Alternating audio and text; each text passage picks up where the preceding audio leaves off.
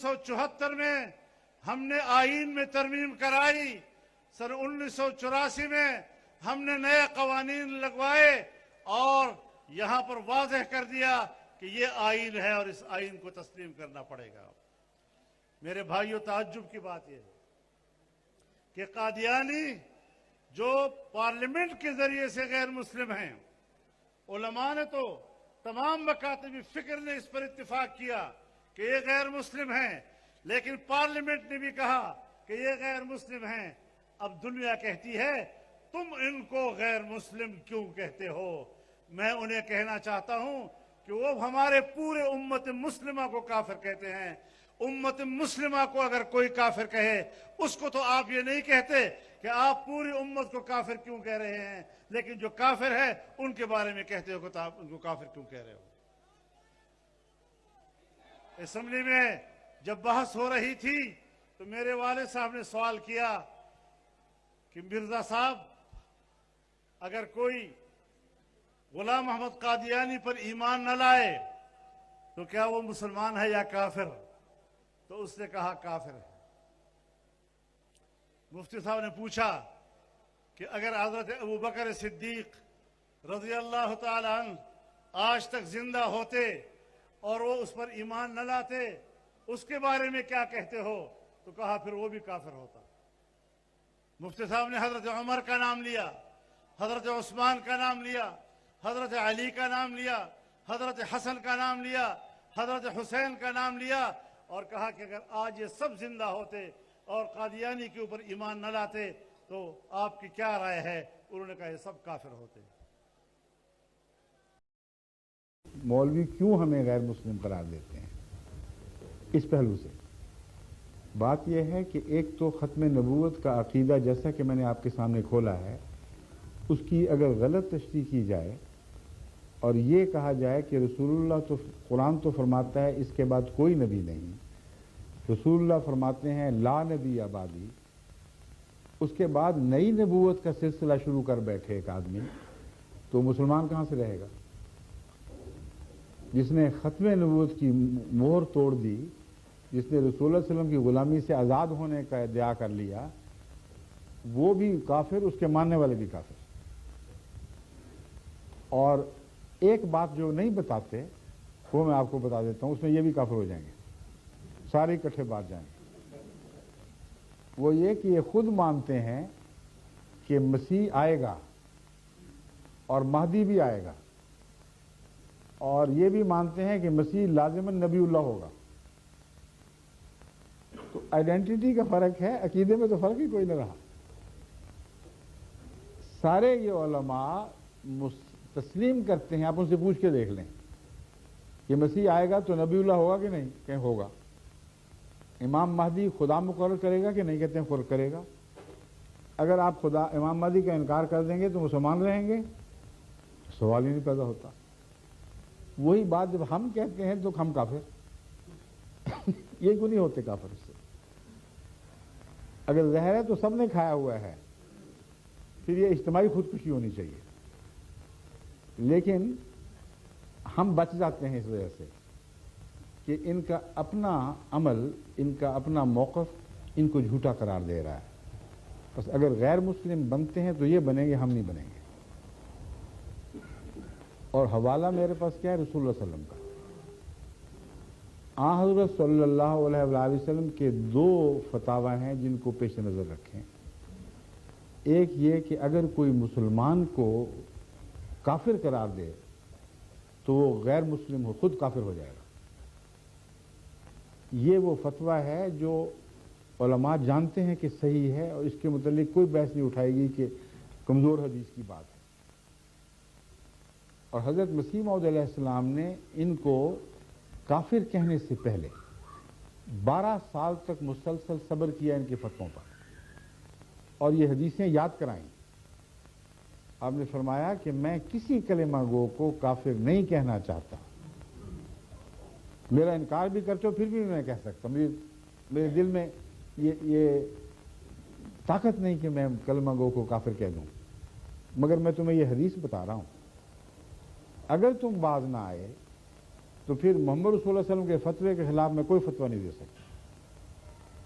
اور وارننگ کے بعد 12 سال کے صبر کے بعد گالیاں کھا کر کافر دجال کہلا کر جب وہ باز نہیں آئے تو پھر آپ نے یہ فتویٰ دیا. اور صبر کا یہ حال ہے کہ حضرت نواب محمد علی خان صاحب جو شیعوں سے مسلمان احمدی ہو کر حضرت مسیح علیہ السلام کے مریض بنے، احمدی ہونے کے باوجود اپنے گھر مولوی ثناء اللہ کو ملازم رکھا ہوا تھا اور وہ امام الصلاۃ تھے. مولوی ثناء اللہ کے پیچھے نمازیں پڑھتے تھے. تو ایک طرف نہ صرف حوصلے کا دعویٰ بلکہ حوصلہ سامنے کھلا بیٹھا ہے. کون کہہ سکتا ہے ان حقائق کے خلاف کچھ؟ مولوی ثناء اللہ کی اولاد اگر کہیں زندہ ہے اسے پوچھ لیں. ان کے والد صاحب ہمارے پھوپھا جان نواب محمد علی خان کے ہاں ملازم بھی تھے بچوں کی تعلیم وغیرہ کے لیے بھی، اور امام بھی تھے. جب یہ مولوی باز نہیں آئے تو پھر حضرت مسیح موعود علیہ السلام کا یہ فتویٰ چلا ہے کہ اب کوئی گنجائش نہیں ہے میرے پاس. اس لیے اگر تم مجھے کافر کہو گے تو رسول اللہ کے فتوے کے مطابق تم کافر ہو جاؤ گے. یہ ہے ہماری طرف سے ایک جواب. لیکن اس سے بھی آگے ایک اور قطعی دلیل میں آپ کے سامنے رکھتا ہوں جو بھی خاتون ہیں، تو آپ حیران ہو جائیں گی کہ ان کے پاس اس بات کے سوا گنجائش ہی نہیں کہ اپنے آپ کو جھوٹا ہونا تسلیم کر لیں. دیانتداری سے گنجائش نہیں. یہ ایک حدیث خود امت کو بتاتے آئے ہیں، ابھی بھی بات کرتے ہیں کہ رسول اللہ صلی اللہ علیہ وسلم نے فرمایا کہ ایک زمانہ آئے گا جب میری امت یہودیوں کی طرح 72 فرقوں میں بٹ جائے گی. یہ وہ حدیث ہے جسے مولوی عبد الوہاب صاحب جو وہابی فرقے کے سربراہ ہیں انہوں نے بڑی شد و مت سے اپنی صداقت کی نشانی کے طور پر پیش فرمایا ہے. وہ کس طرح؟ وہ یوں کہ کہتے ہیں کہ رسول اللہ صلی اللہ علیہ وسلم نے فرمایا 72 فرقوں میں بٹ جائے گی، وہ 72 کے 72 جہنمی ہوں گے سوائے ایک کے جو 73ویں جماعت ہوگی. تو مولوی عبد الوہاب صاحب نے یہ دعویٰ کیا، ان کی کتب میں لکھا ہوا موجود ہے کہ میں جس فرقے کا بانی ہوں یہ وہ 73ویں جماعت ہے جس کے متعلق یہ خوشخبری تھی کہ یہ تو پکے مسلمان اور جنتی، باقی سارے 72 کے 72 جہنمی ہیں. حسین تسلیم ہو گئی نا سعودی عرب کو پوری طرح. اب بتائیں 72 فرقے جہنمیوں کو وہاں حج کیوں کرنے دیتے ہیں اور صرف ایک کو باہر نکالا ہوا ہے، وہ جماعت احمدیہ ہے. عجیب بات ہے نا. رسول اللہ صلی اللہ علیہ وسلم فرماتے ہیں 72 جہنمی ہوں گے، ایک جنتی اور وہ جماعت ہوگی. اور ان کے اپنے بانی فرماتے ہیں کہ ہم وہ جماعت ہیں مگر 72 کی حدیث سچی، باقی سب جہنمی ہو گئے نا. ان جہنمیوں کے لیے دروازے کھولے ہوئے ہیں، ان کی خاطر مدارات ہوتی ہیں، حج کی ساری سہولتیں مہیا کی جا رہی ہیں، اور ایک کو نکال کے باہر پھینکا ہے، وہ ایک جماعت ہے، جماعت احمدیہ. اب یہ دلیل ایک اور شکل بن جائے گی، اختیار کر لے گی. ہو سکتا ہے یہ سارے سچے ہوں ان معنوں میں کہ ہر ایک یہ سمجھتا ہے کہ ہم 73 میں ہیں. ہے نا ہر ایک کو حق. اگر ہمیں حق ہے تو ان کو بھی حق ہے. اگر ان کو حق ہے کہ وہ اپنے آپ کو 73واں سمجھیں اور باقی کو 72 سمجھیں تو 72 میں بیٹھے کیا کر رہے ہیں؟ ان کے متعلق اعلان کیوں نہیں کرتے کہ تم ہرگز مسلمان نہیں ہو، تم جہنمی ہو؟ جب اعلان آتا ہے تو کہتے ہیں ہم 72 ایک طرف، جماعت احمدیہ ایک طرف. اور جب اپنا سچا ہونے کا دعویٰ کرتے ہیں تو کہتے ہیں ہم 73ویں جماعت ہیں، 72 کے اندر بیٹھے ہوئے ہیں. اب آپ بتائیں جس ہوٹل میں 72 کمرے ہوں، 72 کو آگ لگ جائے تو وہ 73 میں کمرے والے بیٹھے رہیں گے ان کے اندر شامل ہو کر؟ وہ تو ہر آدمی نکلنے کی کوشش کرے گا. رسول اللہ صلی اللہ علیہ وسلم نے آگ لگنے کی بات کی ہے، تو 72 کو آگ لگ گئی یعنی گمراہ ہو گئے. اور یہ ان میں اندر بیٹھے ہوئے فخر سے کہہ رہے ہیں کہ ہم 72 ہی ہیں. تو ان کا ایک دوسرے کے خلاف جماعت احمدیہ کے مقابل پر اجتماع ان کے 72 ہونے پر سواد کر رہا ہے. اور جب 72 کا حصہ ہیں تو فتویٰ رسول اللہ صلی اللہ علیہ وسلم کا چلے گا، ان کا دعویٰ کوئی کام نہیں آئے گا. یہ دو ٹوک بات ہے، اس پر آپ غور فرمائیں تو آپ کو امید ہے کہ انشاءاللہ تعالیٰ بات کی سمجھ آ جائے گی یہ کیوں ہمیں غیر مسلم کہتے ہیں۔ اسی میں ان کے جھوٹے ہونے کے لیے آپس میں ایک دوسرے کو کیوں نہیں کہتے غیر مسلم؟ جب آپ 73 ہونے کا دعویٰ کر رہے ہیں، جن کو رسول اللہ صلی اللہ علیہ وسلم نے جہنمی کہہ دیا، غیر مسلم اور کیا ہوتا ہے؟ وہ کیوں نہیں کہتے؟ وہاں ان کی آوازیں کوئی دب جاتی ہیں، بزدل ہیں، تقویٰ نہیں ہے، سیاست کرتے ہیں، اس کے سوا کوئی مقصد نہیں۔ شیعوں کے اوپر دیکھیں کیسے کیسے فتوے ہیں جو سنیوں نے لگائے ہیں، شیعوں کے جوابی فتوے بھی بڑے سخت ہیں، مگر وہاں حج میں ان پر کوئی اعتراض نہیں۔ وہابی فرقہ توحید کے نام پر اٹھا تھا اور سارے مزار جو ان کی عزت کی جاتی ان کو مٹا دیا گیا تھا، تمام احترام کی نشانیاں دور کر دی گئیں، لیکن بریلوی وہاں لاکھوں کی تعداد میں آتے ہیں جو داتا دربار کے سامنے بھی سجدے کرتے ہیں، جگہ جگہ پیر بنائے ہوئے ہیں، ان کے درختوں پر ان کے نام کی ٹاکیاں جو ہوتی ہیں، چیتھڑے، وہ لگائے ہوئے نشانی کے طور پر کہ اس پیر سے ہم نے بیٹا مانگا تھا اس نے دے دیا، اس پیر سے نزلہ درست کروایا تھا اس نے درست کر دیا۔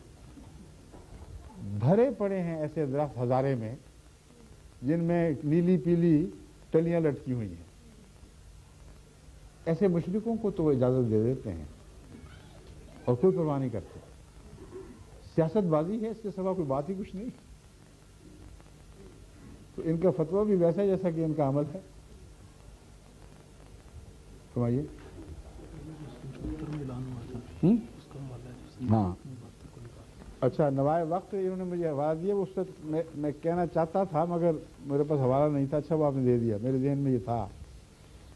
جب جماعت احمدیہ کے خلاف یہ فیصلہ ہوا کہ پاکستان کی نیشنل اسمبلی جس میں تمام فرقوں کے نمائندے موجود ہیں، انہوں نے متفق علیہ طور پر یہ فیصلہ کیا ہے کہ یہ سارے مسلمان اور صرف جماعت احمدیہ دائرہ اسلام سے خارج ہے۔ اس فیصلے کا اعلان نوائے وقت لاہور 16 اکتوبر 1974 کو ان الفاظ میں کیا گیا: